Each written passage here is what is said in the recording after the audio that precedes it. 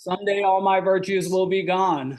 Yeah. All right. So here's my quick explanation for what's happening today. I apologize for the weather over the last couple of weeks, but those of you who are juniors, seniors, please raise your hands just to let me know. Can you vouch for the fact that the weather at the beginning of falls tends to be a little bit touch and go here in Louisiana? Right. We often have bad weather these first couple of months. I think that, and correct me if I'm wrong, I'm not a native Louisianan. I think that the season, hurricane season, we have a hurricane season, like a monsoon season, and I think they're actually pretty similar in terms of time because we live in a tropical environment, and these storms are tropical storms before they become hurricanes. I think the season starts in July, but it really gets strong in September and early October. And so that sometimes upsets our schedule. Something that's very important. I myself, during our seminar, realized that I was in some ways losing the thread of the text. That's because I haven't lectured. I haven't given 2 of my lectures. I posted them online. In fact, I think I put 3 online. And so if you are not reading and following along with the online lectures, it's going to be really easy to have your mental image of the narrative fall apart, because today we are moving on to part 2. Part 2 is a lot more sophisticated, I think you will find, than part 1. And we'll talk a little bit about that, maybe a lot of it about that today, but you must have straight in your mind many of the things that happen near the end of part 1, Dorothea, Galatea, Eugenio, and Leandro, the interpolated novel of the man who was recklessly curious. I will post a current lecture recapping what happened in part 1 on Moodle alongside the other lectures, which I think they're actually great lectures. I go back and listen to them, and I'm not trying to pump myself up, but like when I see an old lecture I gave, what do you think my question is to myself? Yeah, is it, am I going to do any better this next time? And sometimes the answer is yes, because I've really grown, but sometimes it's no, because, well, just like you are a new person every time you come back to a text or a show or movie that you love, maybe even a stuffed animal, anything that you have loved or embraced or learned about in your life, you find that you are a different person when you come back to it. And the same is very much true as a lecturer. Sometimes I touch on certain ideas that are hot as coals, and then sometimes I hit very different regions of the text. In a text like Don Quixote, where there is so much, hundreds of pages, there's really, it's very much a cornucopia. And you all know the image of the cornucopia because of fall, but you should know a couple of the Latin words. It comes through. Who can tell me what a cornucopia is really quickly? Maybe, yes? It's the horn with all the fruits and stuff coming out. Yes, the horn of plenty. And there, let's see, some grapes. Cornu, like the word horn, it's crown. Copia, like copious, lots or plenty. So horn of plenty is literally what a cornucopia is. And metaphorically, this text is a cornucopia. There is much, there's great abundance within this text. And part of what perhaps makes it a masterpiece is the presence of so many valuable things within it. This is not itself a ruby, this is not itself an emerald, this is not itself well-crafted gold. It is a crown of gold with rubies, emeralds, and diamonds inset into it. You surely know that the more art and valuable things put into art there are, the higher value the art tends to become. This is part of why we put together all-star teams, right? We want the highest value players from every single team put together. And yet something interesting about humans is that all-star teams aren't usually the very best teams. And same thing with all-star rock bands or bands themselves too. When you put famous, extremely gifted musicians and athletes together, they don't always meld together extremely well. If you were a Lakers or a Brooklyn basketball fan over the past few years, you certainly know this. Sorry, Kevin Durant. Looks like you do need Steph Curry. Though some people say Steph Curry needs him too. All right, a little bit of ribaldry out of the way. Congratulations to our Tigers, though. Oh my gosh, that game did not look very great. That said, Georgia didn't look very great yesterday either, and also good job to the Kansas City Chiefs, who beat the bad Tigers, the Bengals. Though I think a lot of us down here still really like them, Joe Burrow. Though I don't like him when he plays my wife's team, which has become my team, and therefore, sorry about you, Joe. Let's get to it. All right, part two starts with something a little bit different from part one. You will recall at the beginning of part one that we had sonnets, but the narrator prior, who was ostensibly Cervantes, said, I'm not going to start this book in the same way that everybody else starts, by sharing my extremely learned Latin quotes that I know, or at least going to look them up, making fun of the fact that people are often given credit for being intelligent for sharing learned quotes, when in fact they could just look them up in something like a quote book. But then he includes various sonnets. Amadis de Gaul speaks, Bucephalus, the horse of Alexander, speaks, even Rosinante. So you can tell at the beginning of part one that this is going to be something of an absurd text. Horses generally in realist fiction do not write. Very tough with their hooves and lack of prefrontal cortexes. Their ability to articulate is usually relegated to onomatopoeia. Does anybody do a really good? Something like that. No, that's not so bad. I have a better turkey. So, you know, get into that time of year. Yeah. In any case, not my greatest skill. I'm not forgetting his name. I think his last name was Winslow, but the guy from Police Academy who could do every sound was amazing. I'm not him. This part starts a little bit differently. Not only, it doesn't start with sonnets, it starts with a dedication. And a dedication to the Count of Lemnos. This is apparently where Cervantes was living at this time. This is a common convention. If you read Niccolo Machiavelli's The Prince, he dedicates the prince to Cesare Borgia. And this is sort of a conventional Renaissance thing to do. And in the dedication, like any sort of encomium or eulogy or recommendation, one speaks up about somebody. It is not a descriptive genre. It is a fluff or a genre where you use your words to tell the most positive possible tale about somebody while not focusing on the negative at all. So just a couple things about him. This Don Pedro Fernandez Ruiz de Castro, the seventh Count of Lemnos, not Lemos, was the Viceroy of Naples from 610 to 616. So he was not the Count at the beginning of Don Quixote. Something to keep in mind, remember that part one was written in 1605. Part two, this part was written in 1615. 10 years later, it was a discontinuous writing, as in for 10 years, Cervantes focused on other works like exemplary novels, and he had 2 or 3 other works as well as his plays. Interestingly enough, for as experimental as he is in the form of the novel, he writes extremely conventional plays. So this Marquis of Sarria, governor and captain general of Naples, Napoli in Italian, he was patron to several writers, including Cervantes, who dedicated to him the novelas ejemplares, the exemplary novels, as well as comedias e intermeses, plays and interludes, in 1615, shortly before his death.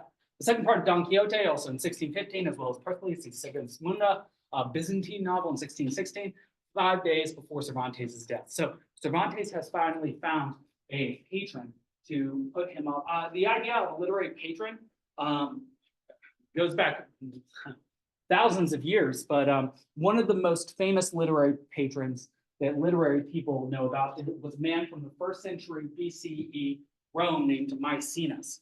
Maecenas was an extremely rich senatorial class Roman who was the patron of Virgil. Virgil, the great writer of the Roman epic, the Aeneid, Virgil, who asked to have his work burned right before he died, but through the efforts of Augustus Caesar and Maecenas, it was not burned and is still taught to school children to this day, sometimes even by me. And so the idea of having a literary patron is to some extent like really making it historically as an author. In fact, when Dante Alighieri in the 14th century was exiled from his own Florence, he would eventually in Verona be taken in by Congrande della Scala as a literary patron, though he did not, though he himself did not enjoy the salt taste of another's bread. So Dante's case was a little bit different. In any case, Cervantes shows us at the beginning of part 2 that he has not lost his humor. He says that the Emperor of China, this is a bit ridiculous at this time, this is an obvious fib requested that he be the rector of a college and that he teach the reading of Castilian, and that he had sent him a letter in Chinese in order to tell him this, which of course begs the question, or raises the question, how could this Cervantes character have read this if it were in Chinese? We know that he can't even read Arabic, the Arabic of Cid Hameti Benengeli, but he did have a translator translate for him into Castilian Spanish for him.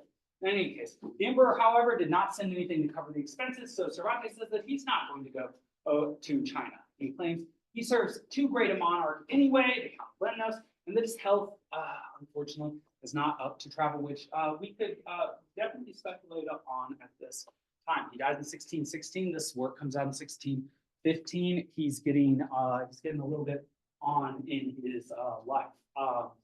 In any case, he takes his leave, offering the travails of Priscillus and Sigismunda, a work that he completed 5 days before his death. So that's how he ends his dedication.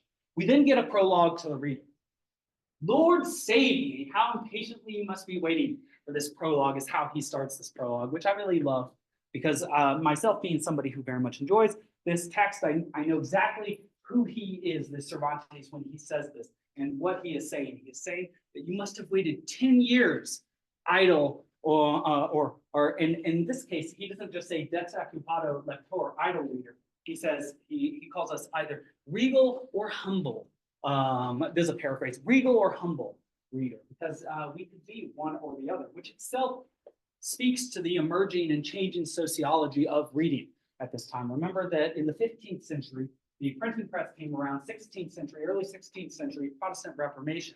There are more and more written texts in existence at this time in Europe than there have ever been before. And there's a proliferation of new ideas, and particularly new fictional ideas. So instead of just having, say, the liturgy with the Old Testament, the New Testament being read, various hagiographies, which are sort of like legend stories about saints and monks, and mystery plays performed outside of a church, you all of a sudden have an explosion of folk fictional tales. And with these fictional tales exploding out, you have more types of readers. You have more people learning to read, reading more types of works, and generating more types of ideas. To some extent, I think you see that this text itself, Don Quixote, is a satire on the very notion of reading, and of reading fiction, and of reading too much fiction and taking it for gospel, taking it for reality. Whereas what we talked about in forum on Friday is that perhaps one of the strengths of this text of Don Quixote is, though it makes a farce out of what chivalric romances are and pastoral romances, that it might represent what it is to be a human better than they do. Perhaps there is something erroneous about the portrayal, or non-realistic, or lacking verisimilitude in chivalric romances. Maybe knights aren't actually how they're portrayed in the songs of Roland and the 12 Peers of France, who actually were real but get brought up as if they're fictional in this text, and the Knight of the Round Table, as it were. Perhaps Don Quixote is trying to do something very interesting. Perhaps it is trying to tell us something about human nature that fiction prior to it was incapable of doing because of the dramatic conventions that prevented it from telling the story that it could. Illustrious or perhaps plebeian reader. So now we know there are all sorts of readers. They aren't just the rich. And of course, this is not written in Latin, the language of the educated. If you went to, say, something like a college at this time, you would learn Latin, and much of what you would read would be in Latin. You would often learn Greek as well, particularly during the Renaissance, not during the Middle Ages, when Greek was lost in the West, but it was still read in the Byzantine East. All right, and here's where we learn the inciting incident, or why the second part was first written. So remember, the first part of Don Quixote was a standalone novel. It only ever was intended to be the part that it was. It gets very complicated at the end, and then it's unyarned, and very tough to keep that straight in everyone's head. It's because Cervantes is trying to show his technical prowess as a writer. How complicated a plot can he put together and then resolve? It shows the ability of an author to actually put together a complicated a plot, and soon we'll even get into different forms of writing a novel, like instead of temporal form, we'll run into spatial form in Ulysses, where there are things happening concurrently with each other throughout the novel. And that's a slightly harder style of writing to embody or to articulate than just having things linearly move forward, right? That's very natural. That's how we perceive reality. It's easy to say this happened, and this happened, and this happened, and this happened. But if a bunch of things are all happening at once and they're somehow connected together, it's much harder to represent that. In any case, this second Don Quixote came about because a pseudonymous writer, remember pseudonym, false name. So this writer didn't even use his real name. This is the name that he gives us, is Avellaneda, and he himself wrote what is called by Cervantes a spurious, a fake account, third sally of Don Quixote's second part. However, he has two sallies in the first part. And so this Don Quixote was supposedly he's not from La Mancha, he's from Tordesillas. He was born in Tarragona. And you would like me, okay, now he lists out. This is what Cervantes is saying that we as his audience would like him to say about this spurious author who stole his character and tried to write a story about it. So we're kind of rubbing our hands together like, ooh, this is like an Alabama fan talking about Georgia football or something like that. What are you going to say? Or I guess Alabama and Tennessee, they really have a big rivalry. You would like me to call him an ass, a fool, an insolent dolt? The tuperations that Cervantes could call the second unauthorized installment, though of course he is including these terms in the text, and so though he is not technically calling this author that, he is suggesting the idea that he could be called these things. And then he himself says that this author of Avellaneda has very unfairly attacked Cervantes, calls him old, says, what fault is it of mine to be old? Days pass and one ages. And then Avellaneda apparently called him one-handed all the more. That is so rude to say to Cervantes. Why? Well, or about Cervantes. Because the reason that he's one-handed, as I suggested to you earlier, is that something like a cannonball hit him while he was at the Battle of Lepanto fighting the Turks in 1571. He was fighting against the enemies of his people, lost his hand, was then taken into slavery, eventually got the funds together necessary to buy his way out of slavery. This is a lot of where the information about Zoraida comes in that story, where the crew men have to use a young lady who is converted from Islam to Christianity, and the money that she steals from her father Haji Murad, to get back to France and then Spain. Very complicated stuff, but that story comes from first-hand experience of Cervantes, which is why early on in book 2, when he talks about who is the most noble, the man of letters, which he is of course a man of letters, writing, or the man of arms, the man of the warrior. And he comes down on the side of the warrior. He like Aeschylus, who's one of the 3 great tragedians of the Athenians, valued his service as a military man over his service as a literary man. In fact, Aeschylus supposedly they don't have gravestones in Athens, but supposedly what his epitaph was here lies a man who served at Marathon, and not somebody who produced something like over 120 plays and 30 victors at the Athenian festivals. He's, I think, the most victorious playwright ever to have existed. The Athenian plays were put on during festivals where they competed 1, 2, and 3 plays against each other. So he was a huge winner. And yet he cared more about his service as a military man fighting against the Persians. All right, well, so Cervantes doesn't much care for being called old and one-handed. The wounds on a soldier's face, I quote, and bosom are stars that guide others to the heaven of honor and the desire to win glory. It should be noted that one writes not with gray hairs, but with the understanding, which generally improves with years. And so I like that. He turns it around.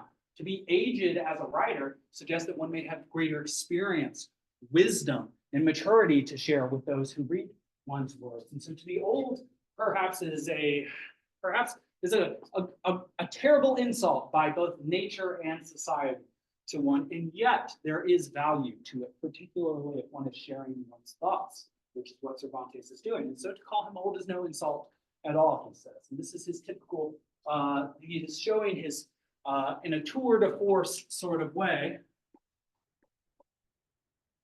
his ability to turn things on their head. Does anybody know what this expression tour de force means? It's French, but it's transliterated into English. Yes? Yeah, basically, tour de force means like an excellent example. So if I like gave my best lecture ever, that would be a tour de force of my abilities. So a tour de force is the ultimate representation of one's skill.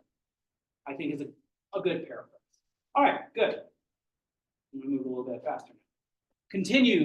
Let's continue with the prologue to the reader too. Cervantes claims that he is not envious.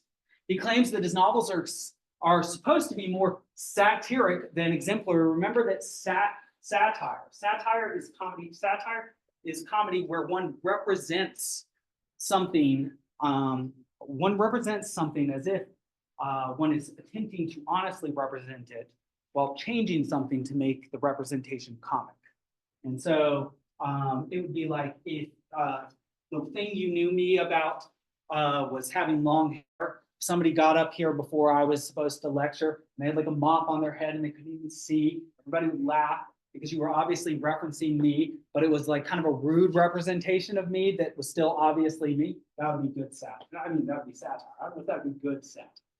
In any case, he then tells two stories about why one should not attempt to write a novel without the requisite skill. And if you've read these and you read them, I hope that you looked at them once and twice and thrice, because sometimes when students read older literature, which they consider maybe classical literature, this is only a few hundred years old, but and is really Renaissance or Spanish Golden Age literature. But sometimes students think because it's classical or older, it can't be funny.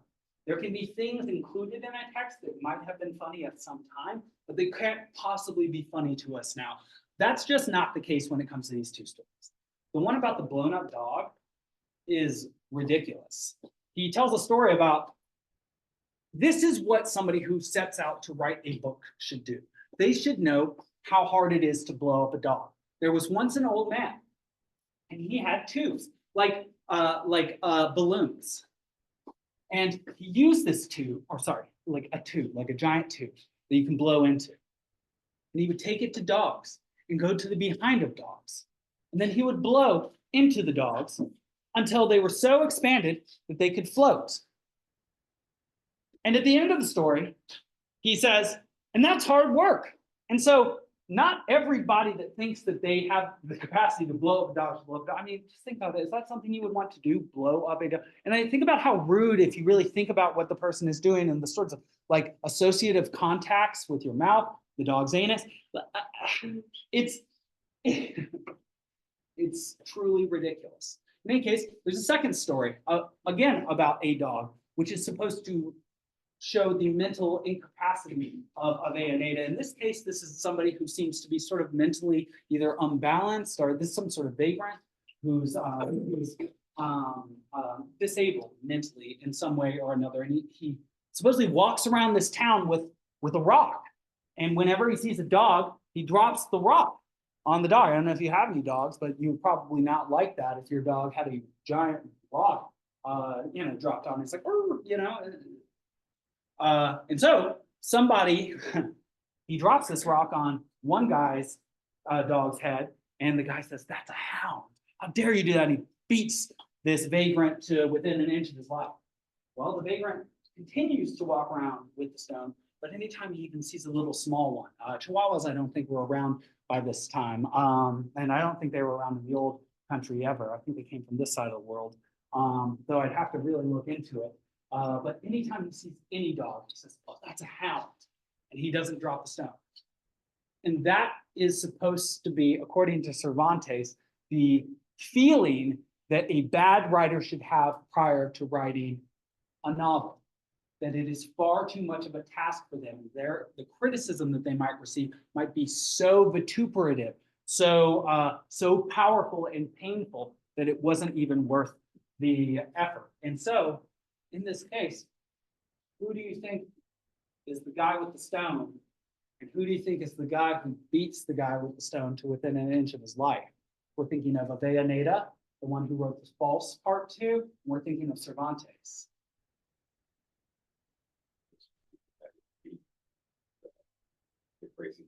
So Cervantes' claim is that this other writer was out of his wits perennially, made a huge mistake, and now needs to be beaten into place.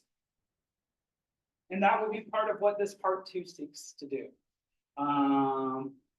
Cervantes also mentions his lack of financial success. He was never a huge success. Lope de Vega, who wrote hundreds of plays, was way more successful than he was during his life. We will read a couple authors who were extremely successful in their own lives, like Thomas Mann. It makes a huge difference. But we'll also read authors who were not super successful in their lives and had to really grind, like Dostoevsky. He was a gambling addict, for example. Really hated himself because of it. And it adds a lot to his writing. He wasn't the only one at that time, too. So Don Quixote will be dead at the end of part 2. Another reason that this is written, besides the fact that Cervantes is not yet financially successful, besides the fact that his character was stolen from him, that he created by this other man who was not even willing to give his real name to the text, Cervantes wants to close the door on his character. He is possessive. He made Don Quixote. He is the only true writer of Don Quixote. He will say that, of course, Cid Hamete Benengeli is the only true writer. But in this text, in part 2, he is going to set out to kill Don Quixote. Because once he kills Don Quixote, well, he would have to be raised from the dead in order to be included in a new story, which he has been over and over again. But this is Cervantes' ploy. This is his attempt to take his character and to make him his for all time. Excuse me. And so that's part of what he's doing. Well, we get to chapter 1 regarding what transpired when the priest and the barber discussed his illness with Don Quixote, and we get an immediate disposition on the nature of chivalric romance. And again, Don Quixote seems very rational, very much like a wonderful literary scholar, and yet one very much wonders whether he can yet distinguish between the things that he knows to be true in books and that which is true outside of them. Well, Cid Hamete Benengeli is still the chronicler of this great and accurate history, which is still claimed to be, though it's fiction. The priest and the barber visit Don Quixote at home, where he appears as a mummy. He's very dry. This is extremely clever because you think of what happens with a book itself when you leave it on the shelf for years at a time. It itself dries out and becomes dusty. And so the fact that Don Quixote is like a mummy is Don Quixote could reference the book itself or the character within it. It's just the sort of thing that extremely clever people include in the things that they say. They discuss the reason of state.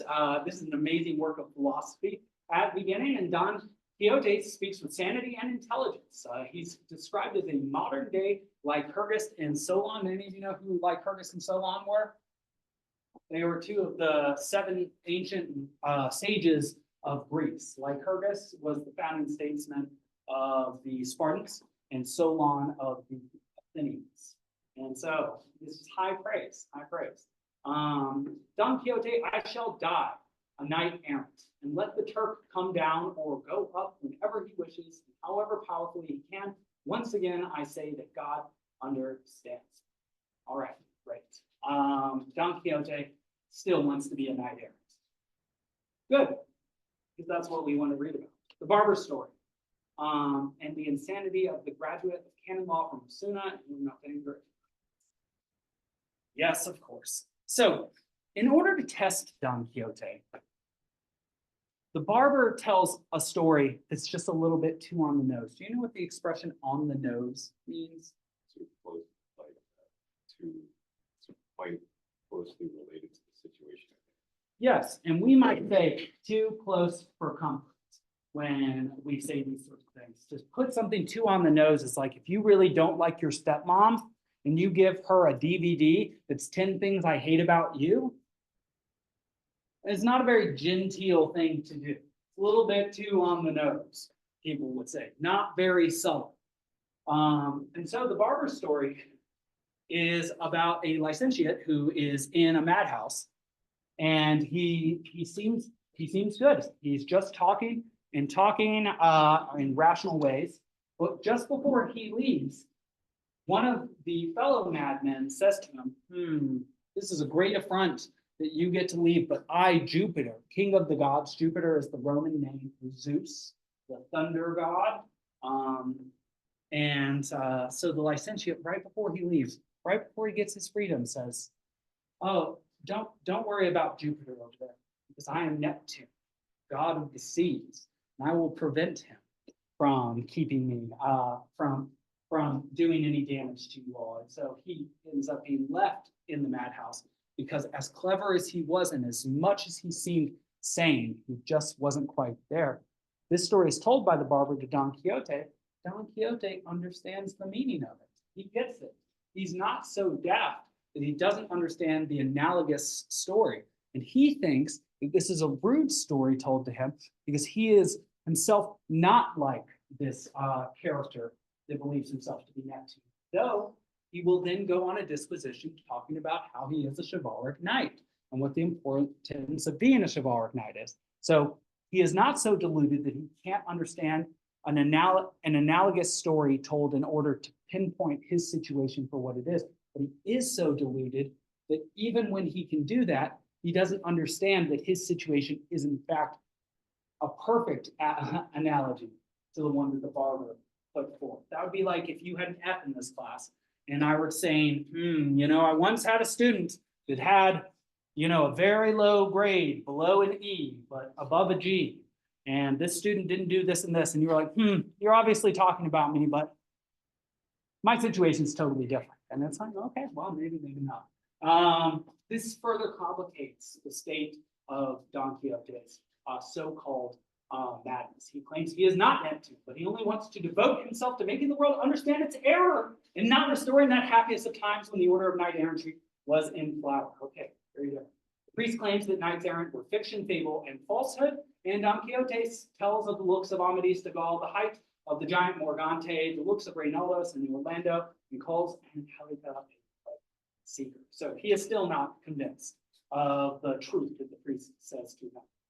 All right, the return of Sancho. So as we go through the beginning of part 2, we reintegrate characters from part 1 as well as introduce new characters to the dialogue. A big part of part 2 was a big part of part 1. That will be Sancho and his relationship to both his wife, who is now called Teresa Panza, rather than what she was called. Anybody remember what she was called? I think I have it written here. And yet, some reason when I ask questions like that, sometimes falls out of my head. Remember that she did have another name. But in any case, so the niece and the housekeeper of Don Quixote try to keep Sancho out. He still wants his insula. He's trying to get in. They think that he is going to bring the insanity back to Don Quixote. And so this Sancho is very much an interloper. He needs to not come in. He says that Don Quixote allows him in so long as he doesn't discredit him with so-called malicious nonsense.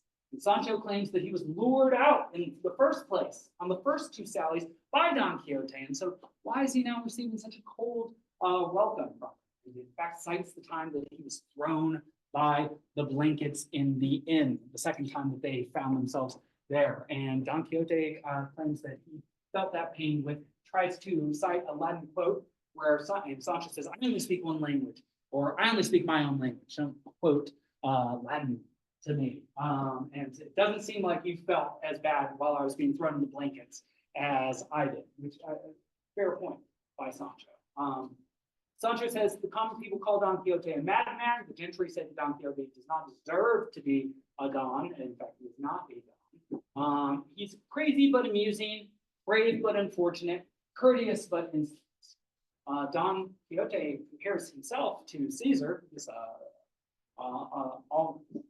probably Caesar Augustus, ambitious but unclean. Alexander, who's a drunkard. Hercules, who was lascivious and soft. Lascivious means that he was lustful. And Don Galaor, who was quarrelsome. We're now introduced to a character who's very similar to the galley slave Gines de Pasamonte. Remember the Gines de Pasamonte? had was so bound that he was far more bound than any other people. It was sort of like if you've ever seen, I don't know, Silence of the Lambs, and you see Hannibal Lecter, he's being pushed around, he's got a mouth guard on, he's kind of mummified himself, and it's very much overdone. The idea about Heinous is that he's cleverer and more deceitful and a bigger criminal than any of the individuals around him. Well, Sansón Carrasco is himself a Bachelor of Arts. This means that he has just gone through a course of education at the university, which is far rarer at this time. And so he too is one of these literary individuals that knows stories and wants to get in on the fun with Don Quixote. Note that we meet him here in the first chapters, but then note that we will see him again very soon, chapters 11, 12, 13, 14, and part 2 when we meet the Knight of the Mirrors. Keep Sansón Carrasco in your mind, and also keep in mind the very notion of what one would see if one were fighting against a knight that were wearing armor made of mirrors. What does one see when one looks into a mirror? Himself. And so it's like the Knight of the Mirrors is himself a replica or representation of Don Quixote. Because who does Don Quixote see as he fights the Knight of the Mirrors? Himself, right? And the Knight of the Mirrors will also do some things that are very like Don Quixote. Like he will also have a sort of downtrodden old horse that is not a beautiful Clydesdale or thoroughbred and will itself stumble while charging, which is something that does happen to Rocinante. Rocinante spends just as much time on the ground on his side as he does standing. All right, cool. Sansón Carrasco. Okay, yeah, it looks like I've got some interesting details to include here, which I suppose I will. One could not expect true. Okay, so more denigrating our Cid Hamete Benengeli, while again also not doing so. Interesting irony here. One could not expect truth from the Moors. Cid Hamete Benengeli is a Moor, because all of them are tricksters, liars, and swindlers. But remember that this is a great and accurate history, and the truer a history is, the better it is. So one does not know exactly how to take such ironic statements. So obviously, we can't take it at its face value. Sansón has the physiognomy of a slight or a sly, bright, and mischievous nature, and a fondness for tricks. Physiognomy is an interesting pseudoscience that was popular until the end of the 19th century. Have any of you ever heard of physiognomy? It's a study of character traits based on one's physical appearance. It's very similar to, I'm forgetting the term for it, but there's a similar study of like parts of your head and forehead, and whether you're clever or imaginative or talkative, something like that. I can't remember what that study is called too, because it's just falling on my head. But in any case, the idea of physiognomy is that you can tell something about somebody by how they look. Something interesting about that from a fictional tale that uses words is that obviously these characters do not have looks.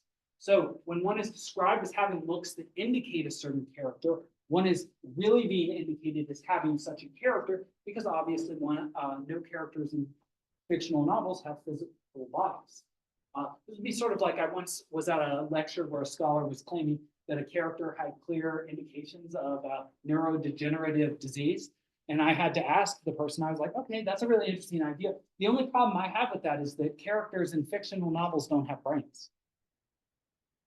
So how can the brain of a fictional character degenerate? One can write a story about that happening, sure, but to just flat out assert that a historical novel featured a character with such a neurodegeneration is, I think, a more interesting and perhaps tougher to make claim. All right. So, a couple details about Don Quixote that showed its immediate success. Sold 12,000 copies, which is quite a few copies in the early 17th century. Thomas Shelton translated part 1 into English by 1612. That means that within 7 years of the inception of part 1, it was so popular that it was translated into another language. One thing I can say is that as a scholar, I read a lot of scholarship. Almost no scholarship that's written gets translated into any other languages ever. Some extremely, extremely popular scholarship does, maybe French, maybe German. If it's not written in English these days, which a lot of scholarship is. It might be translated in English too, of course, to make it widely available to people. But the fact that this work was translated into a major language basically immediately indicated that it was a success. It was first translated into French too in 1614 by Sansón Don. And so this was a text that was beloved not only in Spain, but across Europe, France and England as well. And do also note that the 17th century, there have been people in the Western Hemisphere for quite a bit of time by this time, but there are also now colonists from Spain and from France and from England in the Western Hemisphere on what would come to be what was called America at that time, that wasn't the country, was not the United States. And by it took another 70 years or so to get there. But there are, in fact, colonists in the New World at this time. You start to see mention of them in plays from the Spanish Golden Age. Lope de Vega does have mention of them, has a couple of them even set, I think, in the Americas. Yeah. Okay. Poetry and history. There's just too much here. I'm going to try.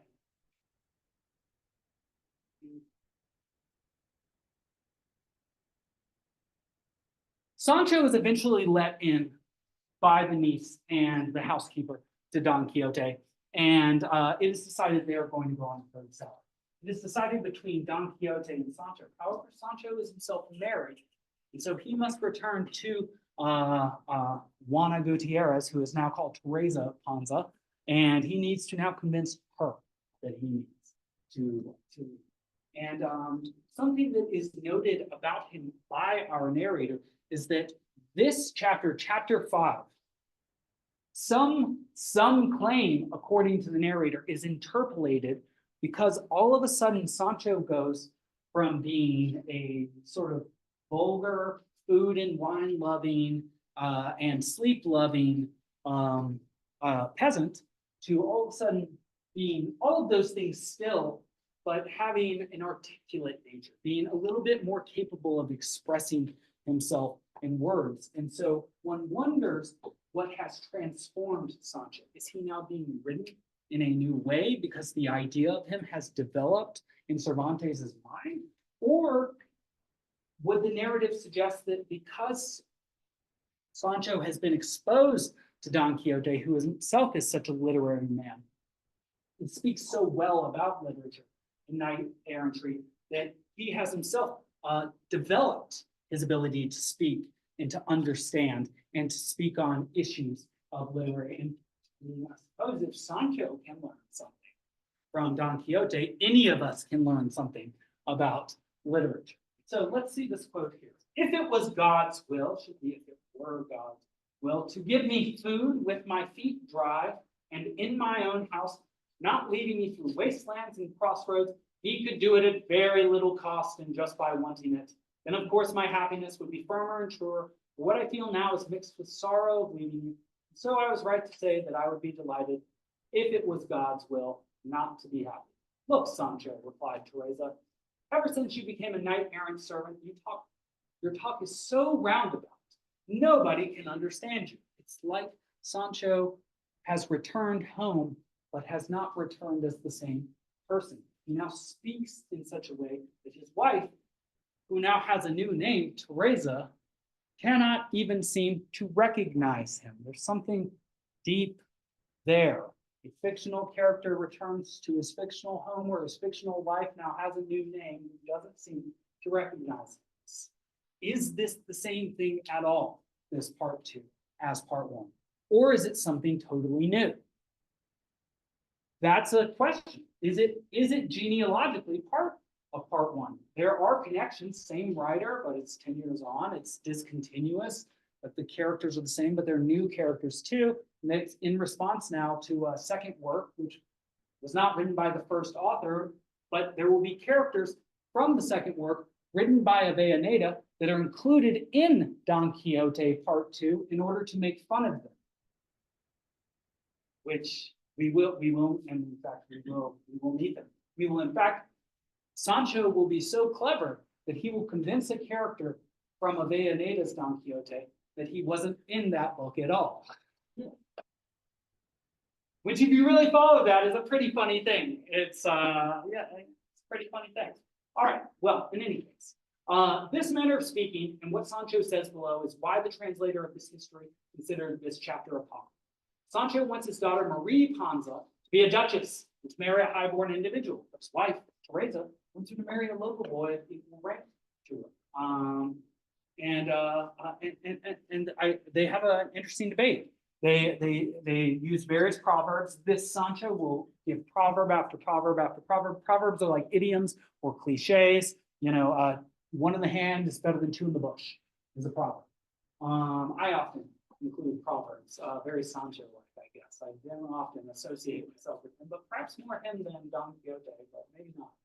But Teresa, I think, and this is something that may be of interest to you, she wants her daughter not to be put in finery because she thinks that that will reveal her daughter for what she is. And this is something that gets touched upon, but not really parsed out in this text.